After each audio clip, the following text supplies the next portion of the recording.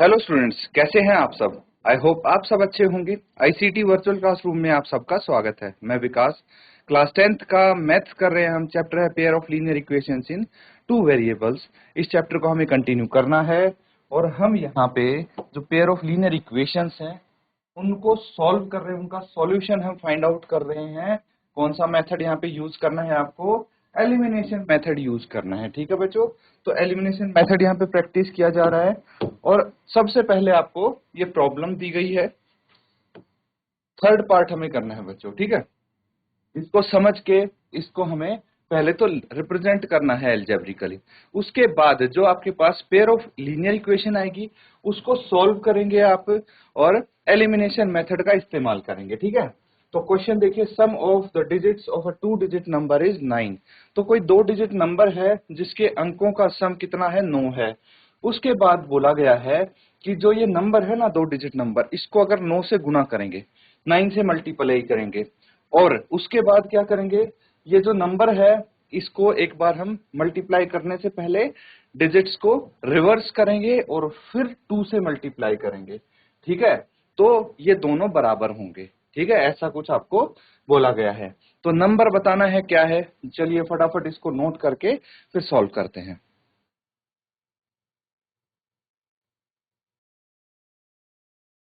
तो चलिए इसको हम सॉल्व करेंगे। सबसे पहले आप यहाँ पे लिख लीजिए, जो नंबर की 2 डिजिट है उनको x और y मान लीजिए। Let the ones digit and tens digit of the number be x and y respectively. क्या बोला है? मान लीजिए वंस डिजिट x है और टेंस डिजिट y है। ठीक है, हमने ये एक साथ लिख दिया है कि वंस एंड टेंस डिजिट होंगी x एंड y, इसीलिए रिस्पेक्टिवली लिखा है। इसका मतलब ये है कि जो पहले बोला गया है वंस डिजिट वो x होगी, जो बाद में बोला गया है टेंस डिजिट वो होगी जो बाद में हमने लिखी है। ठीक है, अब इसके बाद आप मुझे बताइए नंबर क्या होगा। तो नंबर कैसे लिखेंगे हम? देखिए, टेंस डिजिट को हम कैसे लिखते हैं? जो एक्सपेंडेड फॉर्म है, यहाँ पे जो नंबर लिखेंगे हम लिखेंगे एक्सपेंडेड फॉर्म में। तो टेंस डिजिट को हम 10y लिख सकते हैं प्लस वंस डिजिट को 1 इंटू एक्स लिख सकते हैं। ठीक है, यानी x। तो 10y प्लस एक्स, ये तो डिजिट आ गई। ठीक है, अब है ये नंबर आ गया। The number obtained by reversing the digits को अगर रिवर्स कर दे तो हमें क्या नंबर प्राप्त होगा?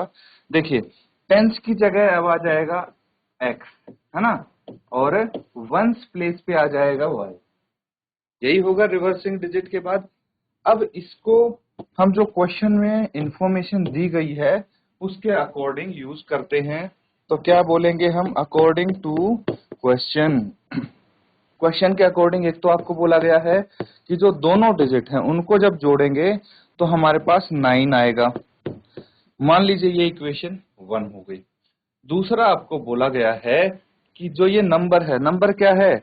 10x plus Y, 10y plus x है ना। तो इसको लिखेंगे हम 10y प्लस एक्स।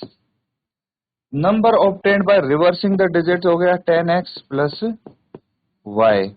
ठीक है, अब ये बोला गया है कि जो ये नंबर है इसका जो 9 टाइम्स है, इसको 9 टाइम्स अगर हम कर देंगे, ठीक है, इस नंबर को 9 टाइम्स अगर करेंगे और जो नंबर हमें प्राप्त होगा डिजिट को रिवर्स करके, वो उसके 2 टाइम्स के बराबर होगा। मतलब इसके 2 टाइम्स के बराबर होगा। नोट करेंगे इसको और हम आगे इसको फर्दर सॉल्व करके इक्वेशन 2 यहां से प्राप्त कर लेंगे।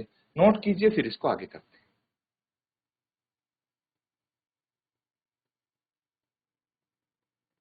तो ठीक है बच्चों, इसको फर्दर सॉल्व कर लेते हैं और हमारे पास क्या आ जाएगा, इक्वेशन 2 आ जाएगी।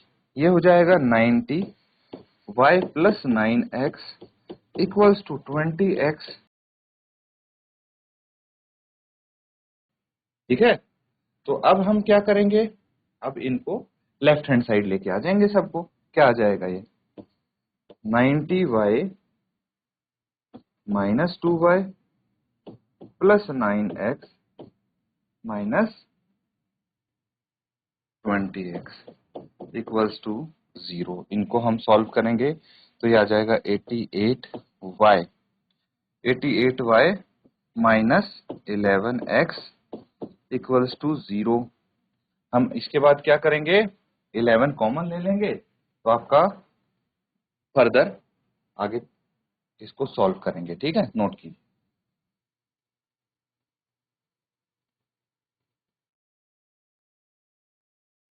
तो ठीक है, आपके पास अब इक्वेशन आ जाएगी, क्या आ जाएगी, देखिए ये था 88y minus 11x equals to 0 है, तो यहां से मैं क्या करूंगा, 11 कॉमन ले लूंगा। ठीक है, क्या आ जाएगा 8y minus x equals to 0। ठीक है, 11 कॉमन ले लिया तो ये 11 राइट हैंड साइड चला जाएगा और 0 हो जाएगा, तो माइनस एक्स प्लस 8y कितना आ गया, 0 के बराबर। ये इक्वेशन 2 हो गई। इक्वेशन 1 हमारे पास है और इक्वेशन 2 है। यहाँ पे अगर हम देखेंगे तो क्या है, इक्वेशन 1 में आपको गिवन है x plus y is equal to 9। Equation 2 में आपको गिवन है minus x plus y plus 8y equals to 0। तो अगर हम इन दोनों इक्वेशन को ऐड करते हैं, अगर दोनों इक्वेशन को ऐड करते हैं तो हम x को एलिमिनेट कर सकते हैं। तो आप लिखिए एडिंग एडिंग इक्वेशन 1 एंड 2। ठीक है, इक्वेशन 1 एंड 2 को ऐड कर देंगे तो x plus y equals to 9, तो ये आ गया minus x plus 8y equals to 0 यहाँ पे आ गया।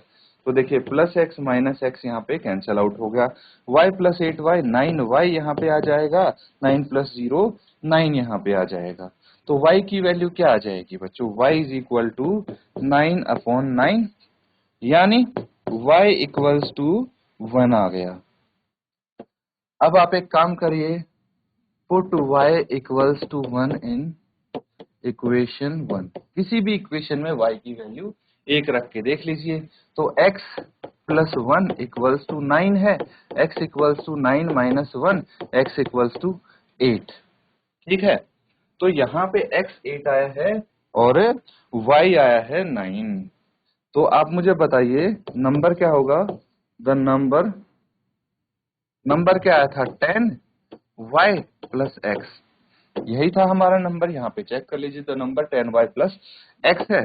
तो यानी 10y की जगह कितना आएगा 1, x की जगह 8, तो कितना आ गया 10 plus 8 that is 18। therefore the number is 18। Number 18 है आपका। नोट कर लेंगे बच्चों इसको, कुछ अगर डाउट आपको लगता है पूछ सकते हैं, अदरवाइज इसको नोट कीजिए। ठीक है, नोट कर लिया है तो अगला सवाल देखिए। अब क्वेश्चन समझिए। Meena went to bank to withdraw 2000. She asked the cashier to give her rupees 50 and 100 notes only. Meena got 25 in all. Find how many notes of rupees 50 and 100 she received.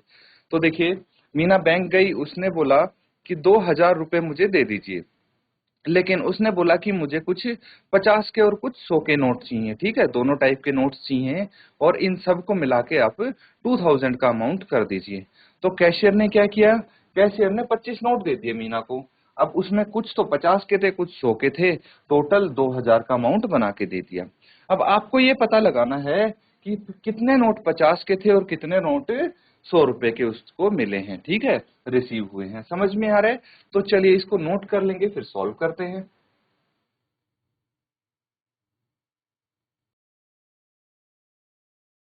तो इसको नोट कर लिया ना, solve कर लेते हैं। अब देखिए हमें पता लगा ना 50 रुपए के और 100 रुपए के कितने नोट हैं, तो आप उनको x और y मान लेंगे।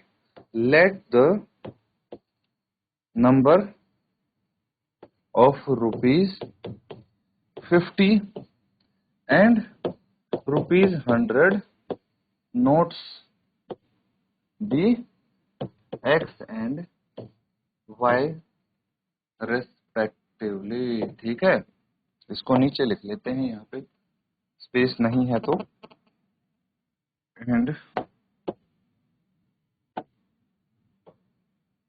And y respectively. ठीक है, तो हमने 50 के नोट को x मान लिया, number of 100 rupees note y मान लिया। अब आपको क्या बोला गया है कि उसके पास टोटल 2000 रुपीज हैं। ठीक है, तो आप यहाँ पे क्या कर सकते हैं, अकॉर्डिंग टू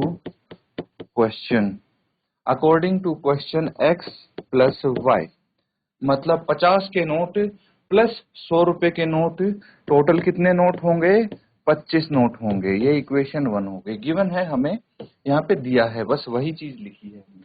और दूसरा क्या बोला है कि भाई x कौन से नोट हैं, 50 के x नोट है। ठीक है, अब ये सोचिए थोड़ा, आप कैलकुलेशन कीजिए कि मान लीजिए आपके पास 10 रुपए के कुछ नोट हैं और टोटल अमाउंट कितना है, 100 है। तो 10 रुपए के कितने नोट हुए, तो 10 रुपए के 10 नोट हुए। कैसे पता लगा, 10 इंटू 10 इक्वल्स टू 100, है ना। तो 10 रुपए के जितने भी नोट होंगे उनको आप अमाउंट ऐड कर देंगे या फिर रिपीटेटिव एडिशन की तहत मल्टीप्लाई कर देंगे। यही मैं यहाँ पे करने की कोशिश कर रहा हूँ। देखिए ये है एक्स नोट है, कितने के, 50 रुपए के। तो मैं x इंटू 50 करूंगा तो टोटल अमाउंट आ जाएगा जो 50 रुपए के नोट्स का है, प्लस y नोट्स हैं 100 के, तो मैं y इंटू 100 करूंगा तो ये टोटल अमाउंट आ जाएगा जो 100 रुपए के नोट का है। और ये टोटल मेरे पास 2000 रुपए यहाँ पे हैं। ठीक है, अब मैं अगर 50 कॉमन निकाल लेता हूँ बाहर, 50 को कॉमन निकाल लिया, कितना आ जाएगा यहाँ पे, x आ जाएगा प्लस 2y आ जाएगा इक्वल्स टू 2000 है। ठीक है, 2000 यहाँ पे आ गया है। अब क्या करूंगा मैं, 50 को राइट हैंड साइड लेके जाऊंगा, तो x plus 2y equals to 2000 divided by 50। Cancel out कीजिए, 5 4 जा 20, 0 का 0। तो x प्लस वाई कितना है, x प्लस 2y, ये आ जाएगा 40 के इक्वल। तो इसको आप इक्वेशन 2 मान लीजिए। अब हमें क्या चाहिए, हमें चाहिए कोई भी एक वेरिएबल का कोफिशिएंट इक्वल करेंगे, तो x का कोफिशिएंट यहाँ पे ऑलरेडी इक्वल है, हमें सिर्फ सब्ट्रैक्ट करना है। तो अगले स्टेटमेंट में आप लिखेंगे सब्ट्रैक्ट इक्वेशन 1 फ्रॉम इक्वेशन 2 और इसको सब्ट्रैक्ट कर देंगे। समझ में आया, तो चलिए देखिए, नोट कर लिया ना सबने, इसको फटाफट आप नोट कर लीजिए। और इसके बाद हम क्या करेंगे, subtract equation 1 from equation 2। Equation 2 से इक्वेशन 1 हटा लीजिए।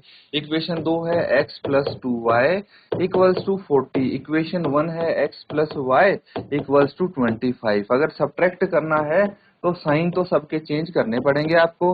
अब देखिए plus x minus x cut गया, 2y माइनस वाई तो y बच गया, 40 माइनस 25 ये 15 बच गया। तो y कितना है, 15 है।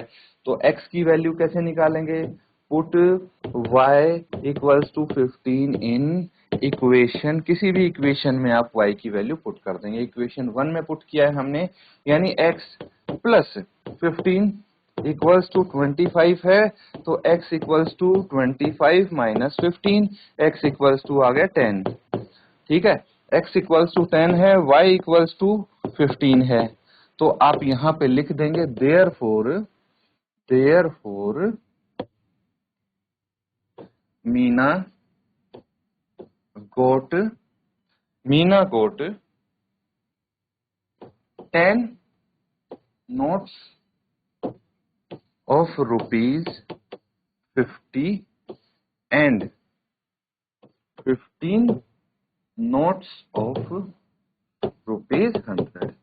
मीना को कितने मिले? 10 नोट तो मिले 50 रुपए के, और 15 नोट मिले उसको 100 रुपए के। सिंपल है, नोट कर लेंगे बच्चों इसको। और कुछ डाउट अगर है आप इसमें भी पूछ सकते हैं, अदरवाइज फिर नेक्स्ट क्वेश्चन करेंगे। जल्दी से नोट कीजिए इसको।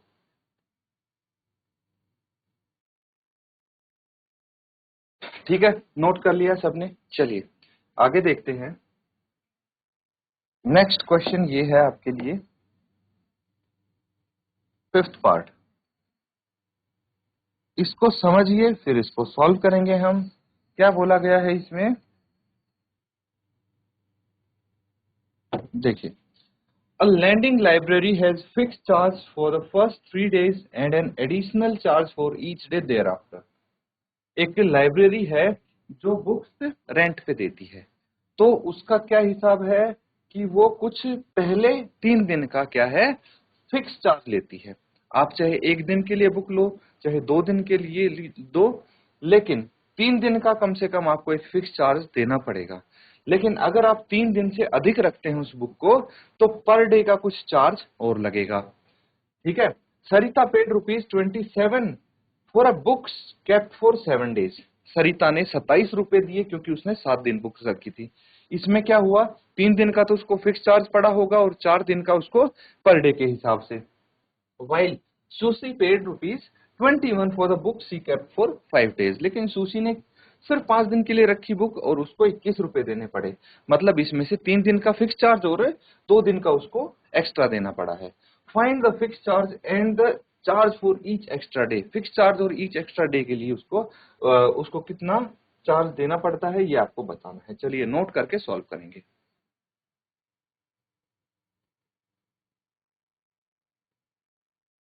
तो इसको सॉल्व करने के लिए सबसे पहले आप जो हमें फिक्स चार्ज है और extra charge for each day निकालना है उसको एक्स और वाई मान लेंगे। तो आप यहाँ पे लेंगे let the fixed charge for 3 days be ₹x and and and charge for each day thereafter. उसके बाद ईच डे का चार्ज कितना है, ₹y। फिक्स चार्ज 3 दिन का x है और हर दिन का फिर उसके बाद y। अब क्वेश्चन के अकॉर्डिंग देखिए यहाँ पे क्या बनता है। क्वेश्चन के अकॉर्डिंग सरिता ने 27 रुपए दिए और 7 दिन उसने बुक रखी है। मतलब x रुपए तो उसने दिए हैं 3 दिन के लिए। कितने दिन बचे? 4 दिन। 4 दिन के लिए हर दिन के हिसाब से उसने y रुपए दिए हैं। तो टोटल 4 दिन के कितने हो गए? 4y। और फिक्स और पर डे का चार्ज मिला के उसने टोटल 27 रुपए दिए हैं। तो इसको इक्वेशन 1 मान लेंगे आप। उसके बाद सुशी ने 21 रुपीज दिए हैं सुशी ने, तो उसको आप क्या करेंगे? देखिए एक्स चार्ज तो उसने दिया है प्लस 3 दिन का, उसके बाद 2 दिन और उसने एक्स्ट्रा बुक रखी तो 2y उसने दिया बाकी 2 दिन का, ये 21 हो गया। अब आपको एलिमिनेशन मेथड का यूज करना है तो क्या करेंगे? हम इक्वेशन 1 में से इक्वेशन 2 को सब्ट्रैक्ट कर देंगे। ये इक्वेशन 2 है ना, इसको आप इक्वेशन 2 लिख लीजिए। तो आप क्या करेंगे?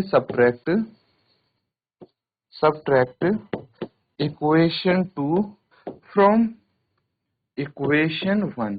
इक्वेशन 1 से इक्वेशन 2 घटा लीजिए। x plus 4y equals to 27 है, x plus 2y equals to 21 है। अगर हमें सब्ट्रैक्ट करना है तो साइन तो चेंज करने पड़ेंगे इनके, तो ये आ जाएंगे।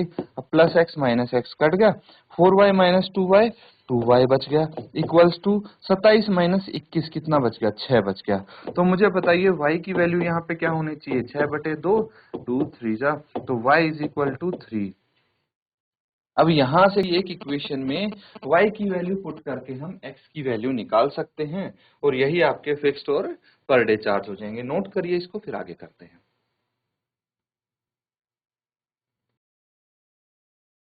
तो ठीक है, नोट कर लिया सबने। अब आप एक काम कीजिए, y की वैल्यू पुट कीजिए इक्वेशन 1 में, ठीक है। Put value of y in equation 1। तो इक्वेशन 1 क्या है, x प्लस 4, y कितना आया है 3 इक्वल्स टू 27। तो x प्लस 4 के 12 equals to 27, x equals to 27 minus 12, x equals to 15, ठीक है। x 15 आ गया, y हमारे पास ऑलरेडी 3 आया था। तो आप यहाँ पे आप बोल सकते हैं देयरफॉर द फिक्स्ड, क्या पूछा गया है, find the fixed charge and the charge for each day. Therefore the fixed charge for 3 days is ₹15, 15 रुपए फिक्स चार्ज है 3 दिन का। And the charge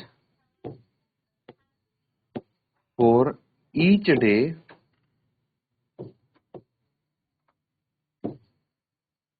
there after is ₹3, 3 रुपए हर दिन का चार्ज हो गया उसके बाद। समझ में आ रहा है? चलिए नोट कीजिए, ये आपका क्वेश्चन कंप्लीट हो जाता है।